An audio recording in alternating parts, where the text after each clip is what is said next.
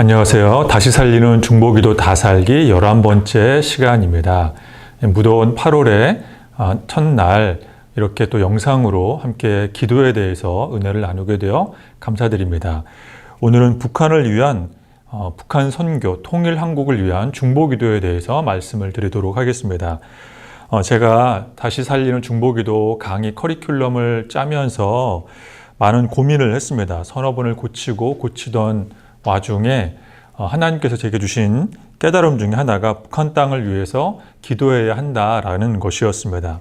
그래서 이번 강의는 순종하는 마음으로 북한을 위한 중보기도 강의 시간을 마련해 보았습니다. 지금 우리나라의 대다수는 전쟁을 알지 못하는 세대로 구성되어 있습니다. 저 역시 마찬가지입니다. 그래서 한국전쟁 당시의 참상을 잘 알지 못합니다. 김종삼 시인이란 분이 1947 봄이란 시를 통해서 당시의 끔찍한 참상을 간접적으로 우리가 깨달을 수 있습니다. 시를 읽어드리도록 하겠습니다. 심야 황해도 해주의 바다 이남과 이북의 경계선 용당포 사공은 조심조심 노를 저어가고 있었다. 울음을 터뜨린 한 영화를 삼킨 곳 20몇 해나 지나셔도 누구나 그 수심을 모른다. 우리나라는 1945년 일제로부터 해방을 맞이합니다. 그리고 곧바로 38선을 기준으로 소련과 미국은 같은 민족을 두 동강 내어서 신탁 통치를 실시합니다. 이북에 살고 있던 분들은 더 이상 북괴 정부의 압정과 탄압을 못 이겨 월남을 하는데 한 번은 배에 탄 어린 아기가 대책 없이 울어대는 것입니다. 함께 동승한 사람들은 운운하기 때문에 북괴군에게 잡히기라도 한다면 죽은 목숨입니다. 결국 아기 엄마는 모두를 살리기 위해 아기를 깊은 물속으로 보내고 맙니다. 어떻게 엄마가 자기 아이를 포기할 정도인가? 그만큼 그 당시의 시대적 아픔이 심각했다라는 것입니다. 그런 배경 아래 김종삼 시인은 자신의 시에서 울음을 터뜨린 한 영화를 삼킨 곳 20몇 해나 지나서도 누구나 그 수심을 모른다라고 매우 담담하게 기록해 두었습니다. 저 역시 전쟁을 모르는 세대에 속하지만 이 시 한편으로 그 당시의 끔찍함을 간접적으로 상상해 보게 됩니다. 아기 엄마가 어쩔 수 없이 생존을 위해 자기 아기를 바다에 빠뜨릴 수밖에 없었던 잔인한 전쟁, 참혹한 전쟁이 6.25 전쟁입니다. 이로 인하여서 우리 민족은 큰 민족적 트라우마에 빠지게 됩니다. 이 한국전쟁이 6.25가 민족적 트라우마가 된 4가지 이유가 있습니다. 왜 이것이 우리에게 큰 아픔으로 남게 되었냐면 첫 번째, 이 전쟁은 동족 간에 피를 흘리게 하는 전쟁이었기 때문입니다. 두 번째, 이 전쟁은 군인보다 민간인이 많은 피해를 입은 최초의 전쟁이었기 때문입니다. 또 이 전쟁은 세계대전의 축소판이었으며 마지막으로 현재까지도 이산 과정과 이탈 주민의 아픔을 배출한 전쟁입니다. 이탈 주민이라고 하는 것은 과거에 우리가 탈북자라고 말하던 분들을 우리나라에서 이제 공식적으로 이탈 주민으로 부르고 있습니다. 하나하나씩 차근차근 설명을 드리겠습니다. 한국 전쟁이 지금 현재까지도 트라우마로 남은 이유는 첫 번째, 동족 간에 피 흘리는 전쟁이었기 때문입니다. 만약에 이 전쟁이 단순히 말다툼으로 끝났다고 한다면 우리나라는 얼마 안 있어서 하나로 화해했을 것입니다. 만약에 이 전쟁이 서로 이념과 생각의 차이로 갈라졌다고 한다면 우리는 얼마 안 있어 하나가 되었을 것입니다. 만약 외부의 강대국이 남한과 북한을 침략하여 둘로 나눴다면 어느 정도 시간이 지나서 그 강대국이 물러나고 난 다음에는 우리는 하나가 됐을 것입니다. 그런데 같은 핏줄끼리 총칼을 겨누고 피 흘리기까지 싸웠습니다. 되돌아오기 힘든 다리를 건너고 만 것입니다. 그만큼 피 흘린 대가가 무섭습니다. 그 결과 1953년 7월 휴전 이후로 남과 북은 67년 동안 70년이 다 되도록 첨예한 대립과 갈등을 반복하고 있습니다. 두 번째, 6.25 전쟁, 한국전쟁이 왜 우리 민족에게 아픔으로 남았냐면 이 6.25 전쟁은 군인은 덜 죽고 민간인이 많이 죽는 새로운 국면, 새로운 전쟁의 국면이 되었기 때문입니다. 2차 대전까지만 하더라도 전쟁이 발발하면 민간인을 보호해야 한다는 것이 어떤 정부 간의 최소한의 노력이 있었습니다. 그런데 6.25 전쟁으로 인하여서 군부대 시설은 말할 것도 없고 민간인들이 모여있는 교회와 학교와 병원이 집중적으로 포격을 당했습니다. 2차 대전 당시만 하더라도 교회와 학교와 병원은 포격에서 제외되었는데 이것을 간파한 공산당의 본부를 주로 교회와 학교와 병원 중심으로 세우게 되자 미군을 비롯한 유엔 연합군은 교회와 학교와 병원도 예외 없이 폭격을 가했습니다. 그로 인해 결과적으로 6.25 전쟁 당시 미군은 3만 명에서 5만 명 정도가 전사했고 유엔 연합군은 3, 4천 명이 전사했지만 반면에 우리나라 민간인은 무려 200만 명이 사망했습니다. 이것은 부상당한 사람들을 제외한 숫자입니다. 그 당시에 우리나라의 남북한 합쳐 인구가 3천만 명이었는데 3천만 명 중에 200만 명이 사망했다는 것은 전체 인구의 15%가 사망했다는 것입니다. 즉 전쟁에 참가한 군인들보다 죄 없는 무고한 민간인이 학살을 많이 당하는 그런 가슴 아픈 전쟁이 한국 전쟁입니다. 세 번째, 왜 이 한국 전쟁이 우리에게 트라우마로 남아있냐면 이 전쟁은 세계대전의 축소판이기 때문입니다. 우리나라가 세계 이념 대립 때문에 이런 고통과 상처와 아픔을 당하게 됐습니다. 여러분이 잘 아시는 것처럼 1, 2차 대전 이후로 미국과 소련, 구소련, 자유민주주의와 공산주의의 대립으로 당시의 세계는 총성 없는 냉전 시대였습니다. 차가운 이념의 전쟁 시대였습니다. 이 냉전이 고조되면서 1946년에 그리스의 좌우 이념을 대립으로 한 당이 서로 이렇게 대립을 하게 되었고 또 베를린이 동베를린과 서베를린으로 1948년 나뉘게 되었고 그리고 나서 전 세계가 냉전이 차근차근 가속화되다가 1950년에 한국전쟁이 발발하게 된 것입니다. 냉전으로 전 세계 곳곳에서 신음을 하던 와중에 이 김일성이라고 하는 이 야욕가가 그의 야망을 바탕으로 이제 남한을 침범하게 되었습니다.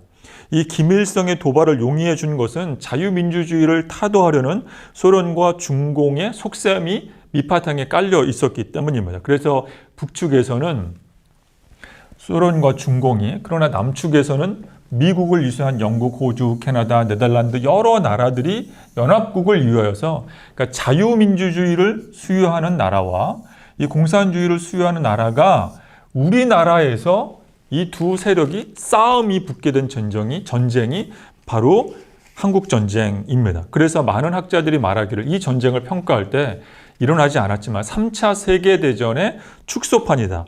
좌우 이념 대립의 축소판, 전쟁이었다라고 말하고 있습니다. 너무나도 안타깝게도 이 전쟁의 현장이 우리 한반도에서 일어났다라고 하는 것입니다.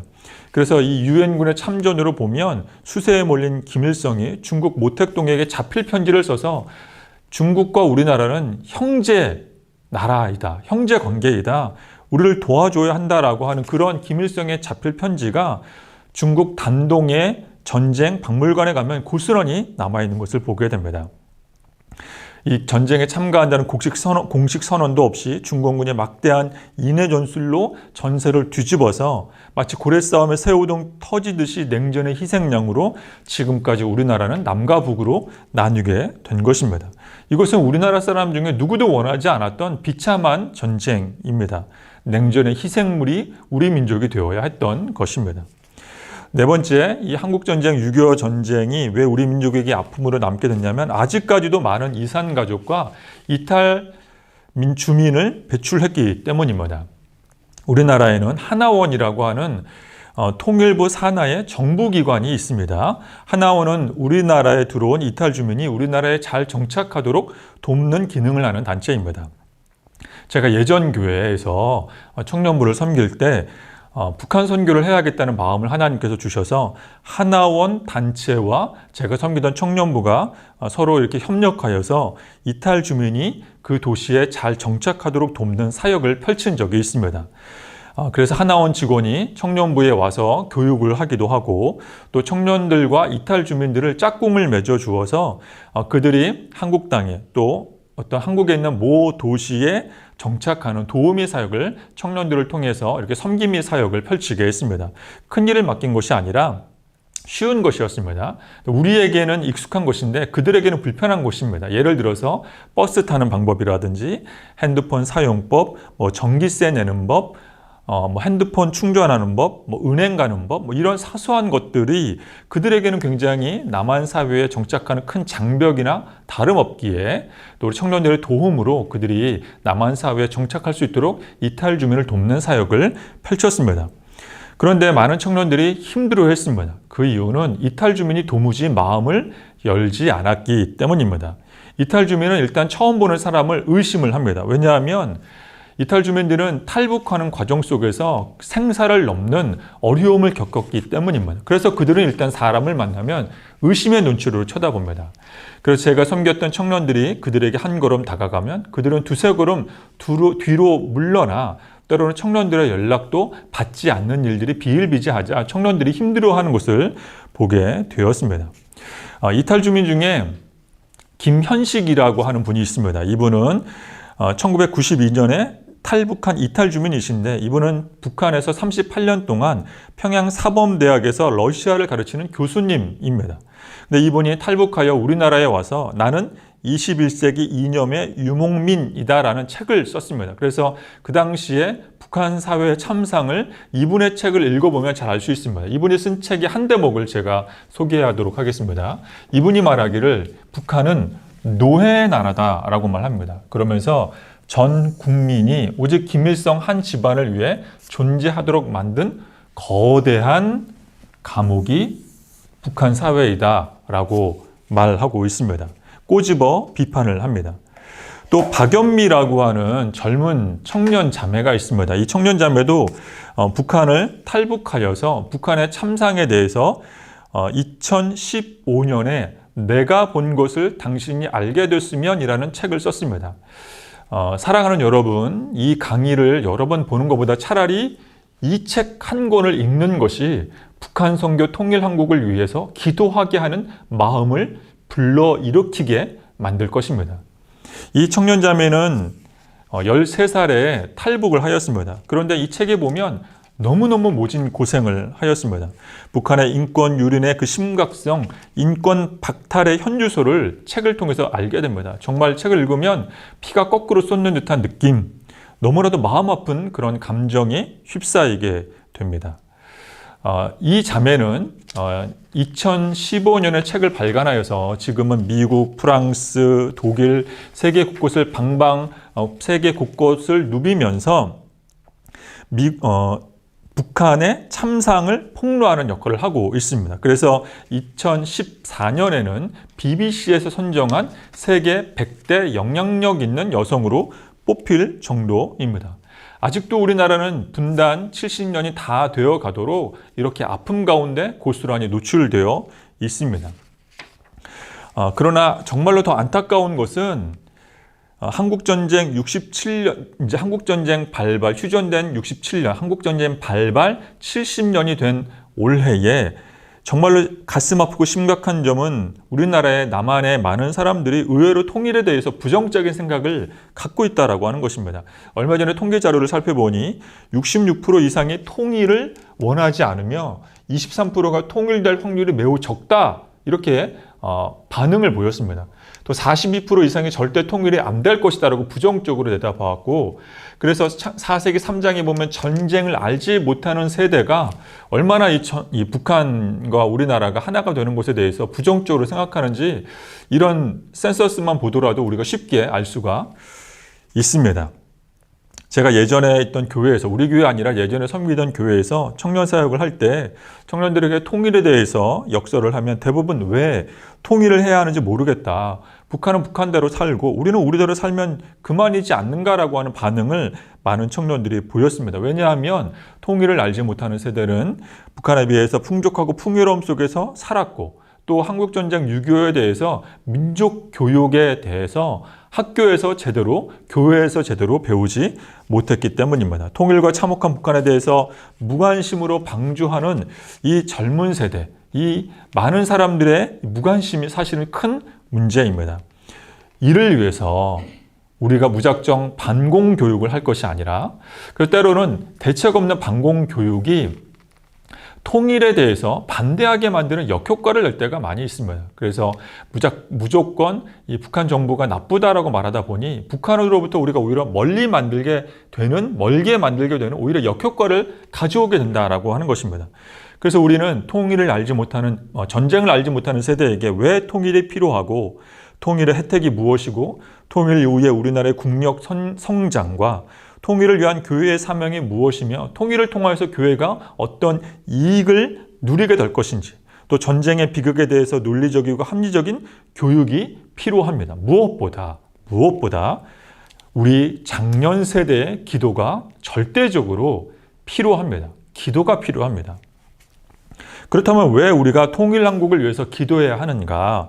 세 가지로 그 이유를 간추려 볼 수 있겠습니다. 이제 통일한국이 되어야 되는 북한 선교에 대한 세 가지 이유를 말씀드리도록 하겠습니다. 첫 번째, 우리는 복음의 빚진 자이기 때문입니다. 두 번째, 통일한국은 남한교회의 세속화를 방지하는 역할을 하기 때문입니다. 세 번째, 하나님의 소원, 우리의 소원이 아니라 하나님의 소원이 통일이기 때문입니다. 또 하나하나씩 살펴보도록 하겠습니다. 첫 번째, 우리는 복음의 빚진 자입니다. 한국전쟁은 우리나라의 기독교 분포도를 바꾸어 놓았습니다. 사실 한국전쟁 이전만 하더라도 평양을 중심으로 서북 지역이 기독교 교세가 매우 강했습니다. 상대적으로 남한은 교세가 그렇게 강하지 못했습니다. 그러나 이 한국전쟁으로 인하여서 서북 지역에 있었던 많은 교인들이 남하하여 상대적으로 약했던 남한의 교회가 부흥하게 만드는 불쏘시개 역할을, 큰 일조를 감당했다라는 것입니다. 현재 이만큼 교회가 부흥하고 성장한 원동력에는 북한 크리스천들의 희생이 밑받침됐습니다. 그러므로 우리는 북한 선교 통일한국에 대해서 복음의 빚진 자가 되었습니다. 복음에 빚졌다라고 하는 것은 갚을 의무가 있다라고 하는 것입니다. 제 개인적으로도 저희 외가댁은 실향민입니다. 저희 외가댁은 평양남도 양덕의 온천으로 유명한 양덕에서 저희 외할머니, 증조 외할머니는 외국인 선교사를 돕는 전도 부인이셨습니다. 6.25 전쟁이 발발하고 남하하던 북한군이 미국 유엔 연합군에 밀려서, 국군에게 밀려서 다시 북으로 올라간 다음에 중공군에 의해 인해 전술로 인해 다시 아래로 내려올 때 저희 외가댁 가족들도 이제 모든 것을 다 두고 남하하게 되었다고 합니다. 그런데 이 외할머니, 중조 외할머니께서 선교사에게 처음으로 선물 받은 성경책을 그만 깜빡 집에 두고 와서 그 책을 가지러 간다, 너희들 먼저 내려가라 라고 하면서 이별하였는데 그것이 마지막 모습이었다고 합니다. 이처럼 전쟁의 비극으로 가장 피해를 입은 장본인은 그 당시에 전쟁을 몸으로 버텨야 했던 어르신 세대인데, 이마저 그 어르신 세대들이 이제는 하나둘씩 우리 곁을 떠나고 있다라고 하는 것입니다. 둘째, 남한교회의 세속화를 막는 단초가 되기 때문에 우리는 북한 선교를 위해서, 통일한국을 위해서 기도해야 합니다. 지금도 많은 북한 전문가들이 말하기를 북한에는 교회가 있다, 지하교회가 있다라고 말합니다. 지금 남한에 있는 교회처럼 겉으로 건물을 세우거나 십자가를 드러낼 수 없고 주일마다 예배당에 모일 수는 없지만 공산당의 감시를 피해 지금도 지하교회에서 목숨을 걸고 예배드리는 숨어있는 크리스찬들이 있다고 말하고 있습니다. 그들의 신앙의 순수성은 지금 감히 우리가 따라잡을 수 없을 정도입니다. 현재 한국교회에 문제가 많이 있다는 것은 저를 비롯해서 많은 우리 성도님들이 알고 계실 것입니다. 위르겐 몰트만이라고 하는 독일의 신학자가 있습니다. 이분이 세계 속에 있는 하나님이란 책에서 이런 말을 남겼습니다. 교회가 내부적으로 개혁하지 못하면 세상을 향해 개혁의 소리를 낼 수 없다. 세상은 교회가 종교개혁을 일으켰던 것과 같이 반복적으로 내적인 신앙개혁을 일으킬 때, 그렇게 거룩한 공동체가 되었을 때 함부로 세상은 교회를 터치하지 못합니다. 그런데 지금의 한국교회 현주소는 사방에서 공격을 당하고 있습니다. 너무나도 안타깝습니다. 이런 것을 생각할 때마다 정말 하나님 앞에서 울고 싶을 뿐입니다. 놀라운 점은 오히려 우리가 북한에 있는 지하교회 성도들을 위해서 기도해야 할 터인데 북한의 교회가 반대로 남한교회가 순수성을 회복하도록 세속화에 물들지 않도록 그들이 우리를 위해서 기도하고 있다는 것입니다. 따라서 통일한국의 기적으로 남북한의 교회가 하나가 된다면, 교류가 이루어진다면 마치 이것은 태풍이 불어와서 바닷가에 있는, 바닷속에 있는 윗물과 아랫물이 태풍으로 인하여서 뒤섞이듯이 남북한의 하나됨은 북한 선교, 통일한국에 이루어지는 것은 남한교회의 세속화를 막고 신앙의 내부적 개혁과 회복운동이 뜨겁게 일어나게 되는 단초가 될 줄로 믿습니다. 세 번째, 북한 선교를 우리가 위해서 기도해야 하는 이유는 우리 하나님께서 누구보다 통일한국을 원하시기 때문입니다. 시편 133편 말씀입니다. 너무나도 유명한 말씀입니다. 말씀을 읽어드리도록 하겠습니다. 보라, 형제가 연합하여 동거함이 어찌 그리 선하고 아름다운고, 머리에 있는 보배로운 기름이 수염 곧 아론의 수염에 흘러서 그의 옷깃까지 내림 같고 헐몬의 이슬이 시온의 산들의 내림 같도다. 거기서 여호와께서 복을 명령하셨나니 곧 영생이로다. 그래서 133편의 시인은 형제가 연합하는 것이 결론적으로 영생이다 라고 말하고 있습니다. 그래서 형제가 연합하는 것에 대한 이득에 대해서, 장점에 대해서 말하는데 그것은 첫 번째 아름다운 것이고, 그것은 두 번째 보배로운 기름과도 같은 것이고, 또 그것은 세 번째 헐몬산에 있는 이슬 같은 것이다 라고 형제의 연합에 대해서 이것이 너무너무 중요하다고 말합니다. 그러면서 형제의 연합은 결론적으로 영생이다, 영생 공동체를 이루게 된다라고 말하고 있습니다. 하나님의 뜻은 연합입니다. 하나님의 뜻은 남과 북의 연합, 통일한국, 성서한국, 남한과 북한교회가 하나님 앞에서 하나를 이루어 영생 공동체, 하나님 나라 공동체를 이루는 것이 우리 하나님의 소원인 줄로 믿습니다. 그래서 북한교회가 황폐화되는 것을 눈감는 것이 하나님의 뜻이 결코 아닙니다. 우리만 성장하는 것이 하나님의 뜻이 결코 아닙니다. 남북한의 교회가 형제로 연합해 진정한 영생의 기쁨을 맛보길 원하는 것, 우리 하나님의 뜻입니다. 우리는 예수님을 따르는 크리스천입니다. 예수님이 통일한국을 원하신다면 예수님을 본받고 따르는 크리스천으로서 우리들도 북한 선교를 염원에 두고 기도해야 합니다. 말씀을 다시 한번 보도록 하겠습니다. 열왕기하 6장 말씀입니다. 열왕기하 6장 말씀의 배경은 아람 군대와 엘리사 선지자의 대결을 담고 있습니다.